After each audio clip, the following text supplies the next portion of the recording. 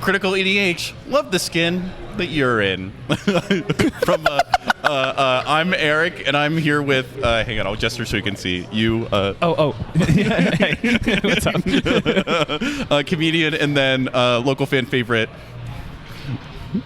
Oh, Introduce yourself, idiot. I was going to say it. He said your name. Hi, my name is Max Sternberg, also known as Wounded Satellite. I don't know if I'm a fan favorite, but someone people know. Dude, Thanks, Logan. Yeah, the anti-hero of CEDH. Hell yeah, brother. I definitely think that like I have like the number of people I played against on Kenan who they're like, oh, I'm on like Wounded's list is way higher than the people who like aren't. So Max and I have this ongoing joke. The real trick is it's not my list. It's a strange combination of me and Ian's list that they call my list. Literally, Really? most people who come to us with Kenan lists, like verbatim, will go, "Oh yeah, it's kind of like somewhere between you and Wounded, or it's somewhere between you and Comedian," and they say it like that every fucking time. Every coaching session I do.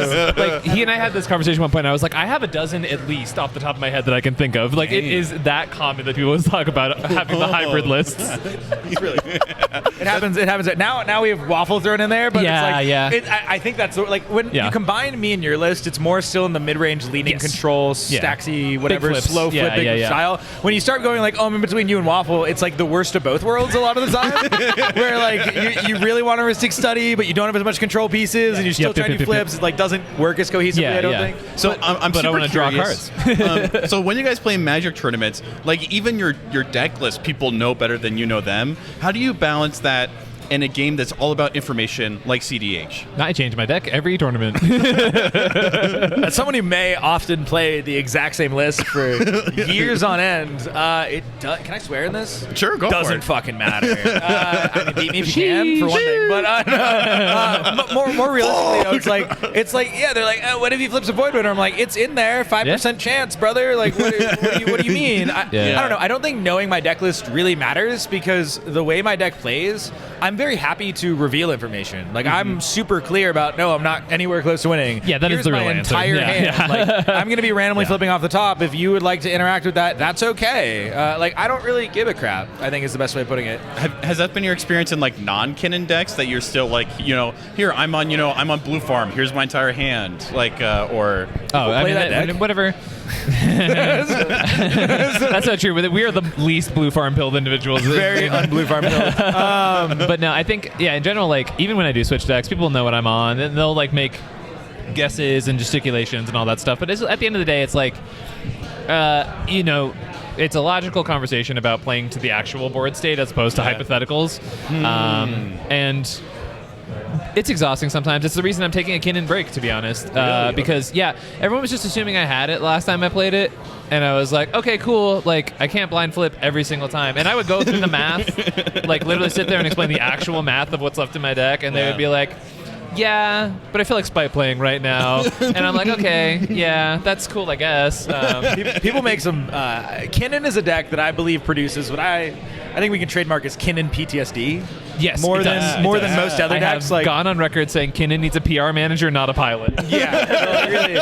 People are so afraid of Kenan unnecessarily at times. Like I've seen situations where like I'm chilling there with an elf and a Kenan and 2 lands on board. Yeah, this happened in a tournament game. This was one of the most salty I've ever been in my life at a play. There was an Urza player with Urza, Karn the Great Creator, like multiple mana rocks. They could do it. Like they've got it all. They were going off, right? And I literally said to the guy on Shalai and all, I was like, man, we really need to remove this Urza if you could do anything about it. And he goes, well, I have this Archivist of Agma. Path to exile, target your Kenan. And I said, fucking excuse me? Like, I was like, what do you, we just had a conversation about how we need to get rid of Urza. And he was like, I've lost a Kenan too many times. And he looked me in the eyes and he said that. And this was in round 7, winning in tournament at a giant event. And I was like, are you kidding me? Dude, that's such a tough situation. Well, yeah, but had you considered that he'd lost to Kenan too many times? I did win that. He's never lost to Urza. I won that game. I hate you. See, but my stories like this end up with me going, and then I got my whole sphincter removed. And Max is like, I actually ended up winning after I talked for 20 minutes. Okay, so I blind flipped into a flesh duplicate to make a clone of Urza, which let me use my rocks for mana, which then I top deck Transmute Artifact to go get Basalt, and then my last 2 cards were Chain of Vapor and Colossal Sky Turtle to get rid of the stacks pieces preventing me from winning. I think, if anything, this indicates just how contextual the situation is. Bro, what hate you sometimes. What are some ways you would encourage maybe fledgling CDH tournament grinders in their threat assessment? oh boy. You know, Do they just find the most popular person, counter all their stuff? You know, actually, what's a great method is actually finding, professionals who would coach you for a living. Such as Max. Oh my God! Whoa, could they be? I'm just gonna say my name is. I offer CDH coaching. You can find me on Discord as Wounded Saddle. This here is Ian Flannery, also known as Comedian. He has a YouTube channel you can connect him for coaching, a Twitter you can connect him for coaching, a Discord you can connect him for coaching, an email you can connect him for coaching. Yeah. You can find him on the coaching side of LearnCDH.com, or you can connect him through his awesome about-to-be wife, Lewis Stardust. All of these things are channels to pay him money for him to teach you important things. Heck yeah, let's go. Damn. That's better than my ads. Thanks, bro. Got you, brother. Oh, don't leave it hanging there. Oh, that's so bad That's really too. bad. Let's try it again. Get a clap. One more time. Okay, if you are getting into CDH, though, and you want to get into tournaments, and you want to understand threat assessment, Yeah, I do. have more of a conversation. I think a lot of people just, shut themselves down, and they're like, this is how I play, this is what I'm sticking with, this is the roots I come from. It's like And my they're brand. They're not, yeah, it's who I am as a person. I just really hate this card. But, I think people get a lot, when they're first coming into tournaments, you see them sometimes be overreactive to certain things that don't need to be countered, like super trigger or they're happy. very short-sighted in seeing certain pieces that will sometimes deserve interaction, and so they're like, this has to be dealt with. But the context of the game says, hey, this isn't actually the problem right now. The key word is short-sightedness, and genuinely, I think that is the toughest part for new CEDH players is not understanding that there are 4 turns. You know what I mean? It's not just about what is happening, it is about what will happen and the cascading effects thereof. And don't get me wrong, sometimes it's really complicated, and to people who do this all the time, we're like, okay, beautiful mind numbers flowing on the screen, right? But to people who are newer, it's you look at it and you see scary thing 2 + 2 scarier thing. You know what I mean? I get it, it's tough, right? It's not easy. That's not even being it comes up a lot with yeah. Kenan specifically, because it's a deck that has scary things on board that don't win the game immediately, and people have time to deal with. If you see that, I just went to take a sip from the microphone. Dude, I was licking it like an ice cream cone. I'm going to zoom in on that one on camera. I just went...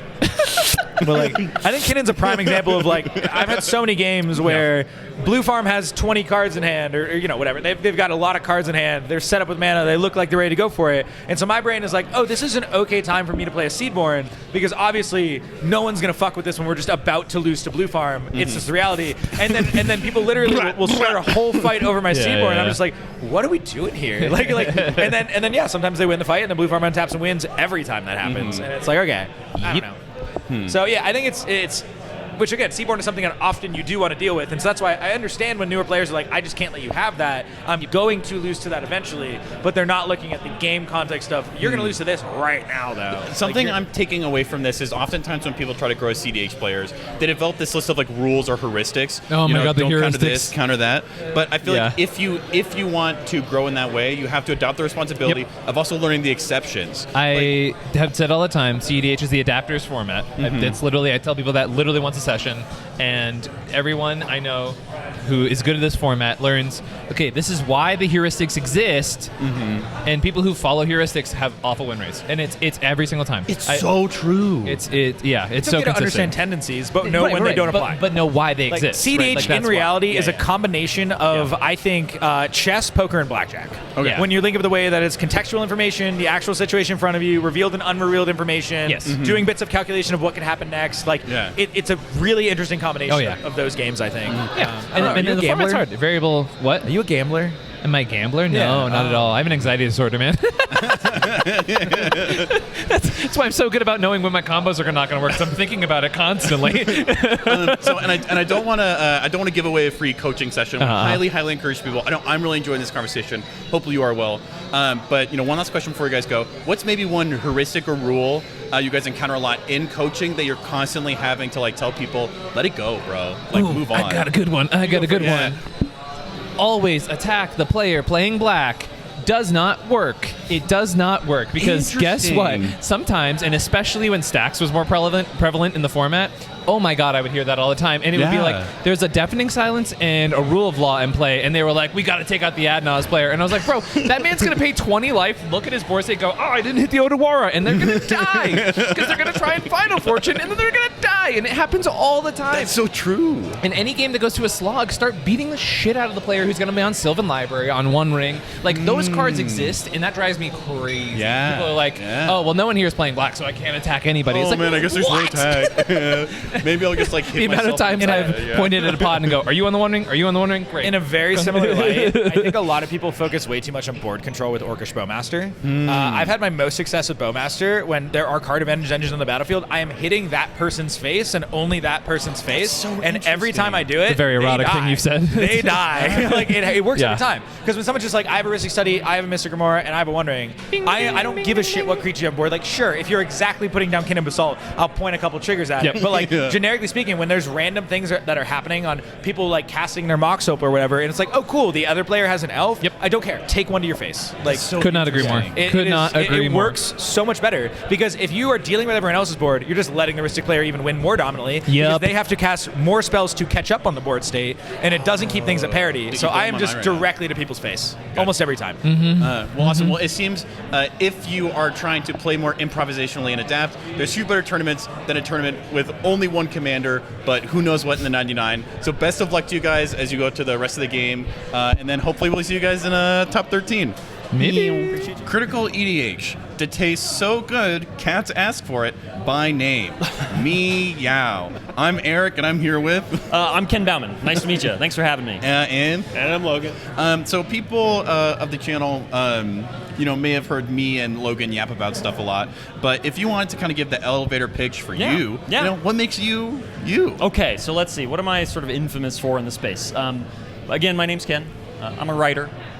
In the CDH space and Magic generally, I ran a channel over COVID called Stacked EDH. Heck yeah. And put out a bunch of video essays about Commander.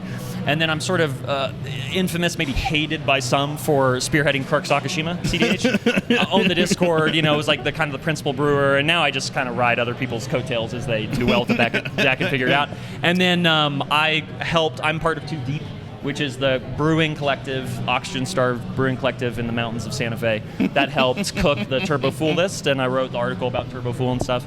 And so we're co-organizing with Light, and so I think that's sort of the job. I've written a bunch of articles about CDH and stuff, but don't go on streams. Did you have a good turnout from your brewing collective here? Or? Oh, for sure. Yeah, we have 11 of us. Wow. Yeah, it was pretty good. It was pretty long good. trip for you guys. It was not too bad. It was like 7.5 hours, but when you're just like bullshitting with people, it flies. It flies. Eric and I have definitely found that because we recorded a podcast on the way here in the car. Smart. And, smart. So we were all mic'd up. Cameras and stuff. Yeah, but like, I mean, man, that hour went like... It flies. Yeah, it's nothing. Yeah. So something I love about being in CDH is kind of just talked about this capacity to brew and just for creativity. But also I think everyone may have had that experience of brewing a little too close to the sun. For sure. And I think Karkashima is a great example of a list that is so powerful and it can do so much. But if someone is maybe unprepared for all the potential it hosts, absolutely, they may not be able to kind of draw out all that deck has to offer.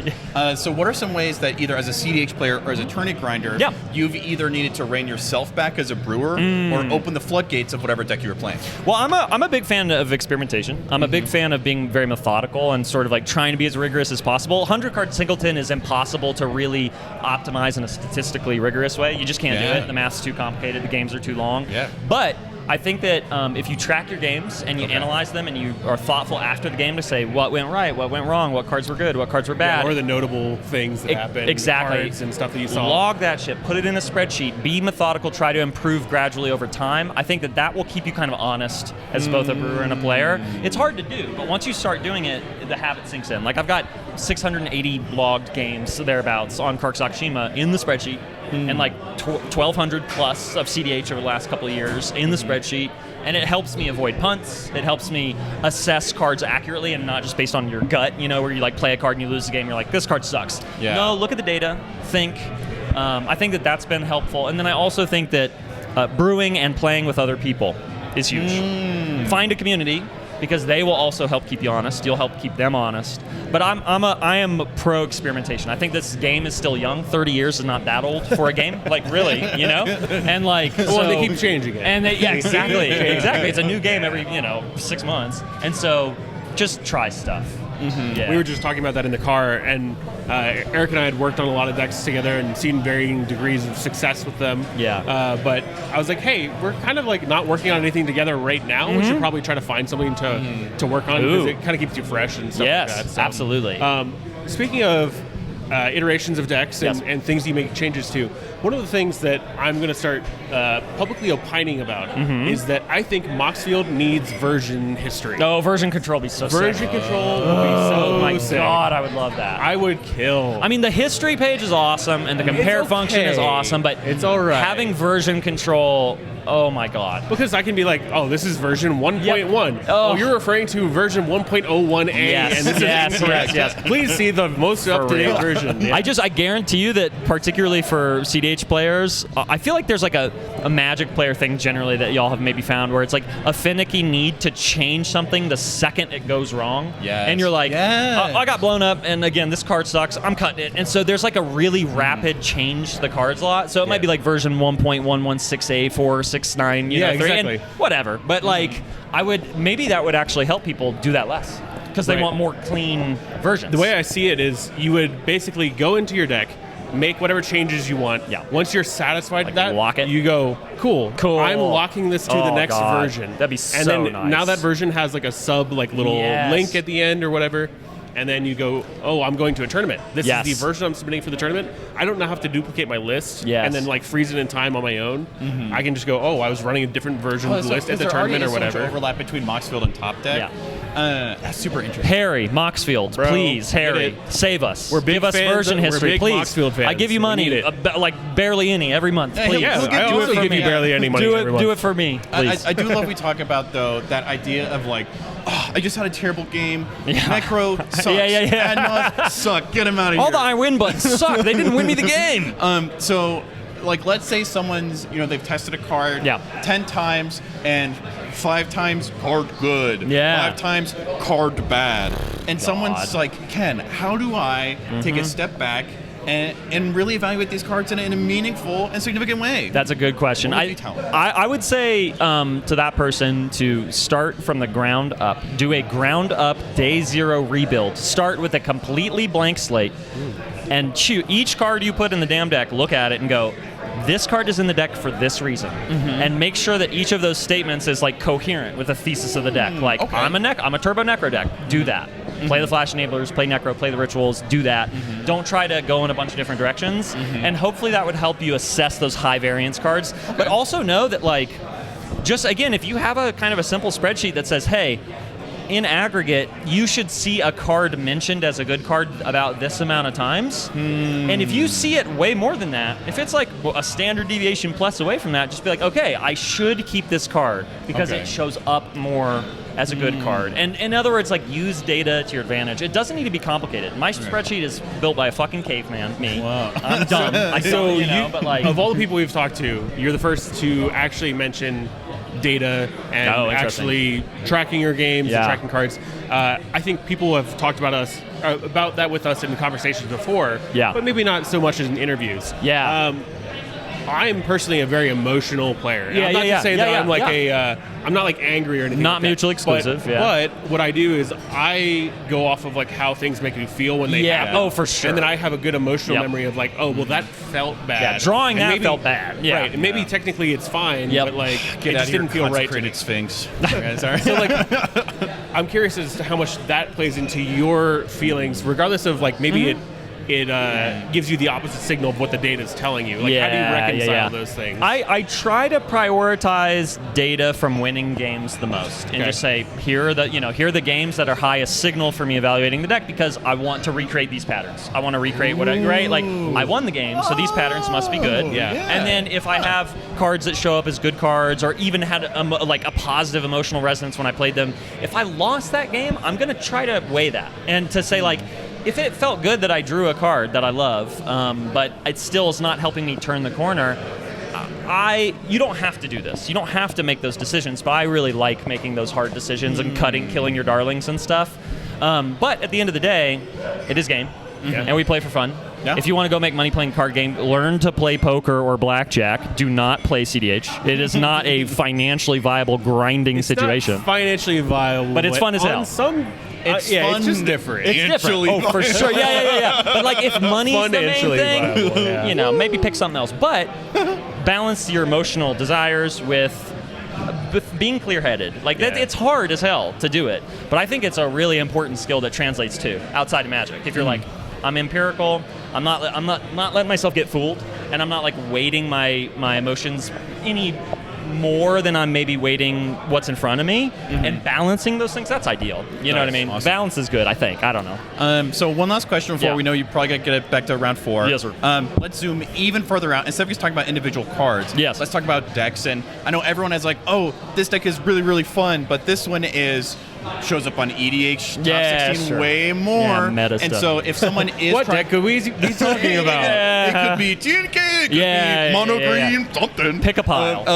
If you were talking to someone who's looking to grind tournaments, you know, maybe they're not trying to make a fortune off it, but they want to see success Yeah, they want to in win. CDH. How would you encourage people to balance that, like, this deck fun, Yes, this this deck deck shows win. up in my Excel spreadsheet a lot? Yeah. I would say that the best kind of the most optimal path forward is find the deck that feels expressive to you, like personally expressive and resonant enough that is also the best deck you could. Right, keyword is enough. It doesn't need to communicate who you are as a human being. That's impossible for 100 cards of There's Magic. a thousand but, like, ways you can communicate who you are. Exactly. Through play style. Yeah, through how you play, what how you color politic. play mat you have. Bingo. Or how you, exactly, Yeah. how you politic. Yes. All those things. It's not just whatever cards are in your 99 or 98. Exactly. And so like go for the enough thing, and then find the best meta deck. And like this is advice from Magic's history consistently, which is play the broken decks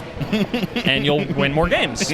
But, you know, sometimes like people like me, I'm brain damaged, and so I can't play me too. the broken decks. I just can't do it. I feel nothing when I win with TNK or someone hands me Kenan or whatever. I play. If I win, I'm like, it doesn't matter. You already play a broken deck. But, you know, Kirksong is not meta. It's not like I didn't say it's meta. Yeah, It is broken. It's still It is fundamentally broken. I love it, but like, you know, it's not winning like the big boys are.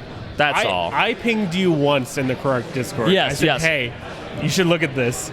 And I was like, he's not going to respond to this. And you didn't. Oh shit! What was it You about? probably shouldn't have. What was it about? It was Kirk Ishai. Oh hell yes! Yeah. Are you the one who's active in there like Yes. recently? Yes. What's up, dude? Doctor. Yeah. Very Hell good. yeah. Very good. Yeah. Very good. Firm No, handshakes. this Firm deck handshakes rules. from the correct players. This deck rules, and I have been paying attention to how you've been brewing it. Okay. All right. I am looking. And I'm there's lurking. there's Krark-Sidar too. Oh, yeah, I played Kark Sidar at Yeah, local. I saw, and I was proud for that because I played high power casual that, and it ruled. It was so I fun. just think that Kark is so inherently broken. He's a fucked up little guy. He is, but you mentioned the phrase turning the corner. Yeah. And I'm constantly looking for interesting ways to turn the corner. Yes. Because mid-range is not interesting.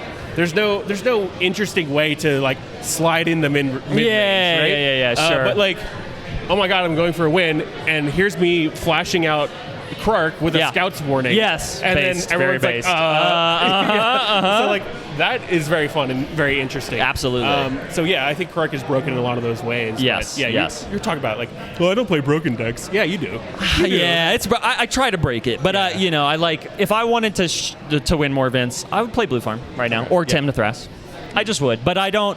I have always been a play to prove a point guy, or play to like do something ridiculous rather than a play to win. Just for Dude, its all sake. the good players, they talk the same way. Really? They say, I don't play to prove a point. I play to win, or you can talk so generally about how you approach things regardless of whatever deck you're playing. Yeah. You're looking at the macro instead of the micro. Yeah. And I think that's a sign of you've transcended the Swiss swamp, and now you're in the top 16 of life.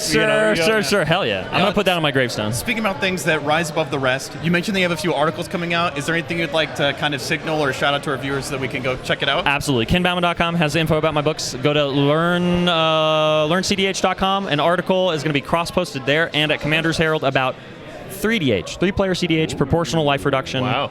I think it might solve a lot of problems. Dude. That's it. So we had chatted just a little bit before we started. 3 pods are a little interesting, but I think you brought up a good point where if you're building and playing for the format, things change drastically. Yeah. So And I'm really looking forward to more info about it. The article will lay stuff out and then experiment, please. Like if the article seems interesting to you, run it and tell me what I'm wrong about and tell me what I'm right about. Grab And some friends, and play. Exactly. You know? At the very least, you said the rounds tend to go faster. So. They do. Yeah, it's easier to jam for sure. Well, speaking of things that go fast, we want to make sure we get you back upstairs. Yes, sir. Thank so you. Can, Thank win you. round 4. You got this. Thank for- you. thanks Thank so you. much. Thank you. Appreciate you. Critical, the champagne of EDHs. I'm Eric here with. Hi. Oh wait, are you going first? No, I was just gonna say, like today, every time he does one, it just keeps getting better and better. Which is the opposite of normally. Like it's usually worse and worse. So, we're here with. Those are names. I'm Evan. I'm FreedomWaffle. Thanks for having me. No problem. I'm Logan. Actually, I'm losing. That's what I am today. Are you? What's your record right now? Because Top Cut's happen soon. Oh, I'm Top Cut. It's over. I got 1 win out of 4 games. It's okay. I got flubbed, but I flubbed once. Heck yeah. Oh, yeah. Hey, you know as they say, if you flubbed once, you flubbed them all. So No one says that. I could have sworn I heard someone. Well, what have people been saying? What's the scuttlebutt around the tournament in terms of like this is one of the first events of its kind? Do you think there'll be more like this? I think that this is the coolest idea for an event. The only issue I have personally is that this gives you the least agency in any type of games. So a lot of it's fun, especially when you're going, but when you're playing a single player game with 4 people, there's a lot of waiting, which is okay, and that is part of the ethos. A lot of staring at the middle distance, you might say. Yeah. The middle distance. I found it. Okay. I found the middle distance today. Yeah. Are you playing turbo? You're playing stacks. I'm playing middle distance. Middle distance. So what would you say you're playing, like your deck style? Are you playing the Turbo Fool list, or are you playing something I'm on more? Turbo Fool-ish. Okay. I'm it's the spirit of Turbo Fool, but I'm 25 cards different. Wow. So which is actually not that much compared to Turbo Fool's crazy. Yeah. I'm running interaction. I'm not really running stack interaction. It's mostly just like with removal. Seiju and stuff like that? Yeah. They're not on even Ottawara Beseiju. I'm on Ottawara Beseiju, Submerge, Chain of Vapor, Snap. Submerge feels so Pongify. free. It Submerge feels so is like free. the tech. Honestly, I should have thought about Mog Salvage too. I didn't. dang. I didn't know there was gonna be that many stacks though. I was just thinking about Flubs. Yeah. And I got Flubs. Yeah. In the last game there was immediately a Damping Sphere, a Lawan, and a Thorn of Amethyst very early. So we could not play the game, and that is not what I dang. expected. Everyone apparently had that idea. Dude, you're either flubbing with me or you're flubbing against me. Oh, and they were flubbing against me, all right. Definitely flubbing against you. Honestly, I don't know if they were flubbing at all. It's such an interesting deck because you have like an engine in command, right? But you don't have. You have to kind of find like outlets for your mana. The deck is terrible. But that's okay. Tell me how you really feel. No, that's the point. Yeah. That's awesome. I think this is such a cool event. Jose, Ken, the brainchild, this event is amazing. Like, this is so cool. And like, honestly, getting everyone to come from all over the place to play Flubs. Yeah. So, if you don't mind taking your Flubs hat off and putting your FreedomWaffle hat on, I would love to know, as a coach, some of you talk to a lot of players, especially who go to tournaments.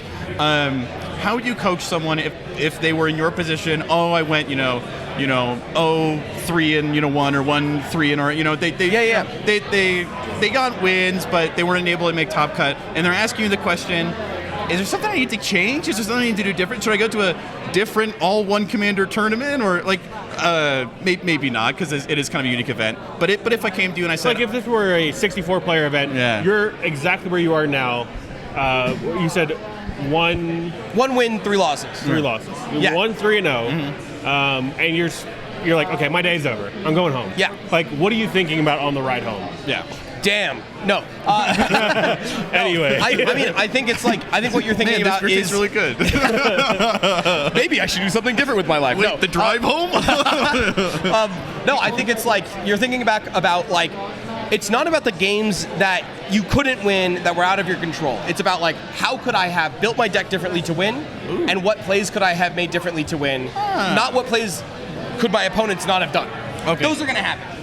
You need to be honest with yourself about, are you losing because of you, or are you losing because of variance? And those happen all the time, both hand in hand. But I think it's important to understand which is which so that you can actually properly, honestly evaluate your games to make changes. Because it's okay to lose by variance too. Yeah. And it's okay to make mistakes, but you need to understand how to address those mistakes to fix them. So how do I know if I'm just like, wow, I got unlucky literally every single time? How would you maybe encourage me to say, like, Eric, here are some ways you should look at yourself and see where, like, maybe I'm the problem? no matter who you are, you probably didn't just get unlucky every single time. Okay. So there's a good dead giveaway. Hey, if you got unlucky every single time, you're the problem. I built different. I think it's like, sometimes I think it's like, oh, well, I couldn't have done anything different to avoid this loss. Well, mulligans are always a decision, right? Yeah. And if you don't keep a really good hand, then maybe that's on you. And I think it's hard, right? If you can't address your own, some misplays are not just misplays, right? They're not obvious. Like every single person, myself included, misses things and maybe doesn't even know it, right? That's okay. But I think the important thing is understanding that, like, all right, well, could I have mulled better? Was this hand good enough? Was there cards stuck in my hand that I made deck building decisions before the tournament that, that's why I couldn't cast spells and make decisions to avoid a loss. That's the kind of thing where you're just like, okay, well, that wasn't luck. Okay. I think one of the best ways to do that is to, whether it's during the game or after the game.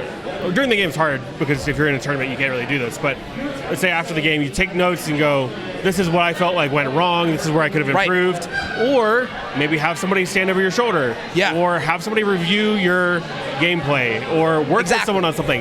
How can they do that? They can get coaching. No. Oh, really? Yeah. No, and exactly. Who can they get coaching from? And just to that point, I do think it is hard sometimes to what you don't know, you don't know. Yeah. And that is where it can be really helpful to coach. And I think there's a lot of good coaches. I won't just talk about myself. There's a lot of really good coaches out there that can help you with it. I will plug my site. You can go on learncdh.com to find coaches. There's all kinds of good people out there. I know there's some local people in Colorado that do coaching. Do you do coaching? I only do coaching when people ask, because ask him. I feel like if someone says, "Dang, I have something that I can really learn from Logan and whatever he does," great. Like, I'm on board with that. Yeah. But I'm not at the point where I'm like, I need to offer this to the world. I've got enough stuff going on. But if people are interested, I've had a few people ask, and I'm totally down. But I think it helps me develop a lot as a player too, because I have to start thinking of how to explain it to someone. Oh yeah. So. No, I've been doing a lot of coaching recently, and I think it's really interesting. It can really jumpstart yourself as a player, and I think it's like, it's just the way you need to approach coaching is understand that, like, this is how you are able to, you're still going to have to put in the work. Coaching will not just make you a perfect player, no matter what advice they give you, it doesn't matter. But there's these revelations about things that you might have been doing wrong and not understanding. A lot of it can be mulligans, and when you play a game with a coach and they can address things directly, like, hey, maybe you should have had in this deck been mulling for a draw engine, or maybe you should have pushed early, you didn't identify this window that was there. That can help you in your future practice games address it and prepare better for tournaments. And I think that's really, like, understanding that coaching will help you practice better is a really good way to look at it. So I think that's a good way to, like, understand I'm still going to need to put in the work, but a coach might help me make it worth my while more as I practice in the future. So I have done a few coaching sessions with a few different people at this point, and I would always hear people like you or like Comedian talk about coaching, and you would say you can get so much out of it, that sort of thing. But as a player who, like, I'm the target audience for that, or at least maybe I was at a time, I'm going, like, I don't know what that means. Like, what I know how to be coached in, like, baseball or whatever, but, like, what is CDH coaching? So, like, give me a quick, like, real top-down, like, if you're spending an hour coaching someone, right, and you have no other details or whatever, like, how do you want that to look? Well, it's very dependent. Sure. Because it's tailored to every person, and every single time that we go in, it's trying to adapt to who we're working with. So, okay, point number one, you customize it. The coach is customized. Yeah. I do need to take photos of this. Go. We can just come right back to it, though. Go. Hold that thought. I'm holding it right here. Jump cut. And we're back. So we were actually, when you left, we were talking a little bit. I'm just not going to address it. Okay. That's what the jump cut is for.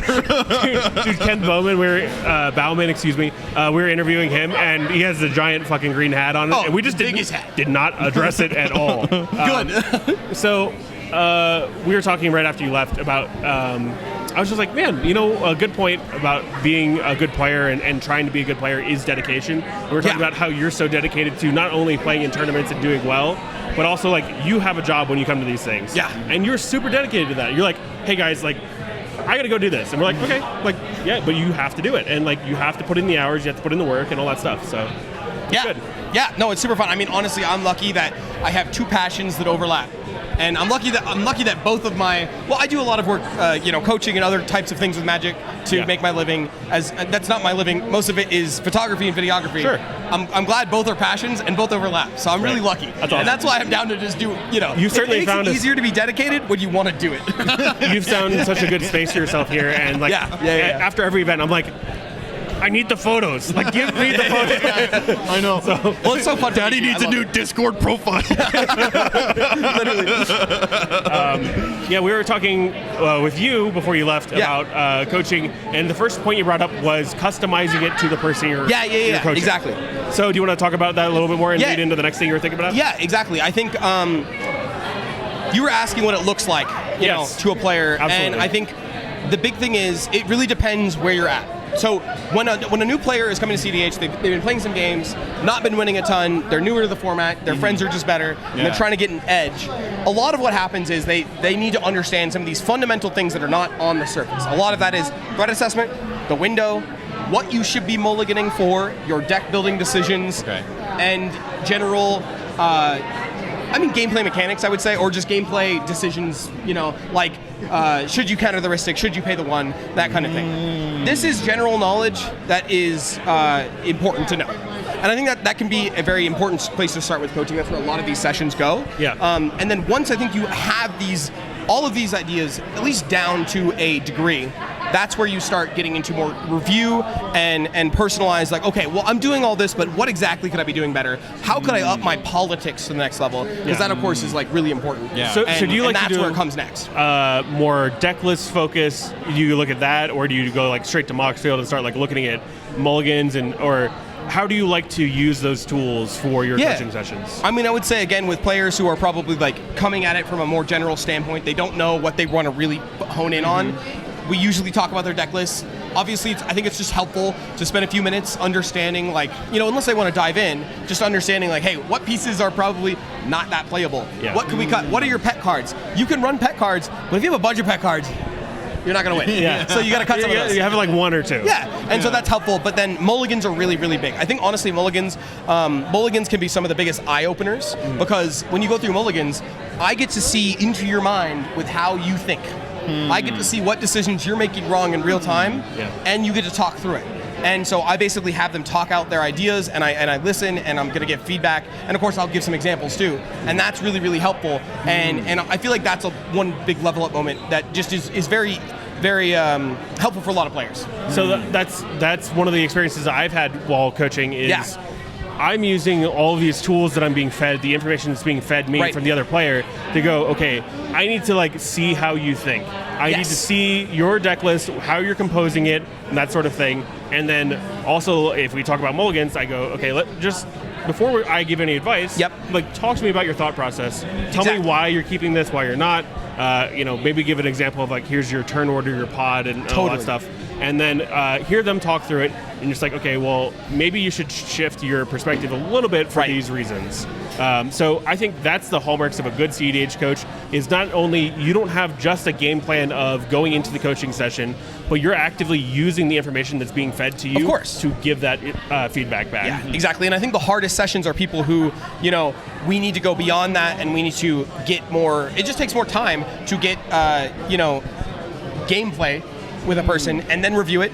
And because it'd be nice if you could just easily say, hey, send me all the times that you messed up. But if they don't know when they messed up, I can't know, and we have to play, and we have to do it, and we have to watch reviews like of recordings and whatever. And I think that's like the other end of the spectrum, when a player is like more advanced and we need to like actually dive in and figure out the problem to solve it. Absolutely. And I think there's again, it has to adapt to the player, because there's general, again, if you're learning, there's general knowledge that will help you, but for the most part, the point of coaching is to get a tailored experience to get better. Yeah. CEDH is like the ultimate iceberg. There's so much below the water. That's like, why we still play, and we'll continue to play. Yeah, we're not stopping anytime soon. No. So. All right, well, thank you for that and chatting about coaching. I think you offer a really, really good coaching service. You put out all your information out on Learn CDH as well. Yeah. That's a super helpful tool for new players and existing players. Maybe you're just trying to pick up a new deck and you're not really sure what to play. Just read about it. There's a ton on there. Yeah. Anything else you want to shout out or any other events you're going to? Go to Heisenberg. Yes. Oh, that is the one event I want to shout out. Are we going to that? Are you sure we're going to that? Oh, they'll Did be we there. already book the hotel? They're on maybe the we did. flyer. Yeah, no, the one event I want to shout out is Heisenberg. It's April 19th and 20th. I'm just volunteering because my LGS is awesome. They're good people, and I'm just trying to help them set it up. It's going really well. It's going to be 200 players, 200 player cap, 10K in prizes, all cash. Plus, first place gets a entry into the 20K 20K CDH event, which is the biggest CDH event in history. So that's the Steel 500 City player cap, I believe. Steel City. Steel City. Yeah, in August in Pittsburgh. Heck yeah. So that's super cool. Dibs. Baldy's going to be the head judge. Yeah. Win it. We're so It's gonna excited to be super there. fun. We're traveling with, I think, no fewer than like maybe 15 from the Denver scene Yes. alone. I love it. I'm so stoked. I know our group just has 3 SUVs that are like full. Yeah. So, Heck yeah. Be there. yeah, we're so excited. You will definitely see In us Albuquerque, New Mexico, April 19th to 20th. It's going to be good. there. Yep. And we're doing 2 days, right? 2 7 days. rounds? Yeah. Full normal 10K Oh, yeah. event. We're doing it like all the good ones. Heck So yeah. 7 It'll be the 7 next good rounds, one. cut to top 16, cut to top 4, Nice. 200 players, 10K. Yeah, cash. That's important. Cash. Gosh. You're not getting any cards. It's cash. Are we going to get robbed in the desert? Yes. Okay. No. This has gotten too referential. Just make sure to give me your travel schedule. Sounds good. Any last words? Any less? Oh God. Maybe I do need to rob you in the desert. No. No. Cheers. Yeah, cheers. Cheers. Cheers. Bye.